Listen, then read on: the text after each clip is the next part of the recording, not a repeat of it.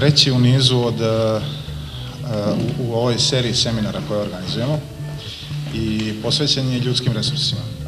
Kao prvo želim da se zahvalim organizatorima i Institutu ekonomskih nauka što su mi omogućili da večeras budem sa vama. Jedna od ključnih funkcija menadžmenta je vođenje. Znači, menadžeri su ti koji moraju da nauče da rade sa ljudima ako žele da im budu kompanije uspješne i moraju da razmišljaju strateški, dugoročno, da svoju strategiju poslovanja, dakle, usklade sa strategijom ljudskih resursa. Mnogi ljudi uđu u firmu i kažu mu, evo ti 100, evo ti sada sjedi, radi, a nikoga ne obavijesti ni šta treba da radi, ni kakvi su kriterijumi, kakvi su standardi, koju količinu posla treba u određenom vremenu za mjesec dana ili nešto, kako se ocjenjuje, šta je bitno za taj posao i slično. Dakle, to je ono što mi zovemo u menadžmentu ljudskih resursa orijentacija i socijalizacija. Znači, kad primite čovjeka, onda morate da ga uključite. Ako odaberemo, dakle, nekog ko je neadekvatan, šta se događa? Morate još bar jednog uzeti, pošto se posao mora raditi, je li tako? Znači, umjesto da imate jednog čovjeka da radi, vama treba 2, 3, 4, pa nekad i 5. Ja to zovem podupirači. To znači niža plata. A kad je niža plata, svi su nezadovoljni, je li tako? A kad su svi nezadovoljni, onda se nezadovoljstvo vraća, je li tako, na neki negativan način i postaje jedna loša atmosfera u kojoj naši ljudi kažu nikome ne može tako malo da plati, je li, kako ja malo mogu da radim.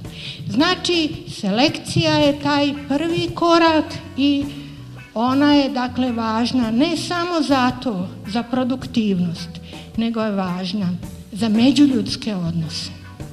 Inače, loši međuljudski odnosi se najvećim dijelom stvaraju zbog loše urađenih procesa u menadžmentu ljudskih resursa. Regrutovanje.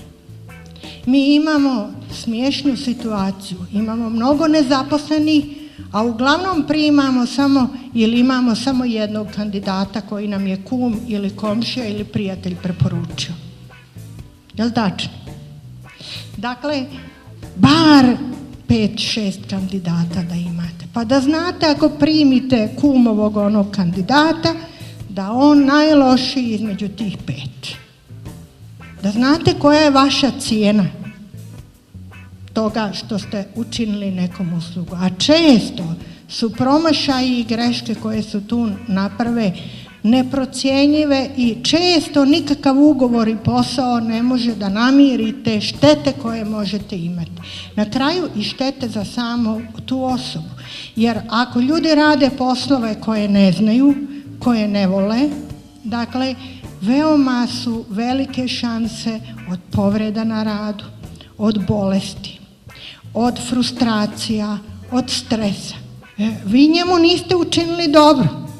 Vi ste njemu učinili loše, vi ste njemu doprinijeli, dakle, da on prije se razboli, ljudi onda bježe na bolovanje i vi imate razne troškove. Drugi troškovi loše selekcije su troškovi, dakle, kada vam ode dobar kandidat u konkurenciju.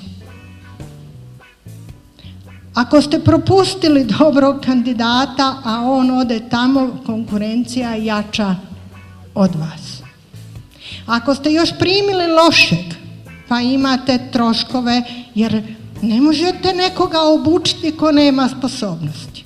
Jednostavno to tako činite, onda imate troškove, dakle, obučavanja, troškove loših međuljudskih odnosa, troškove za izostanke, troškove za bolesti i slično, i troškove još ove koje sam ja rekla, ako vam konkurencija ima dobrog kandidata, pa vi izračunajte koliko košta jedan promašaj u selekciji.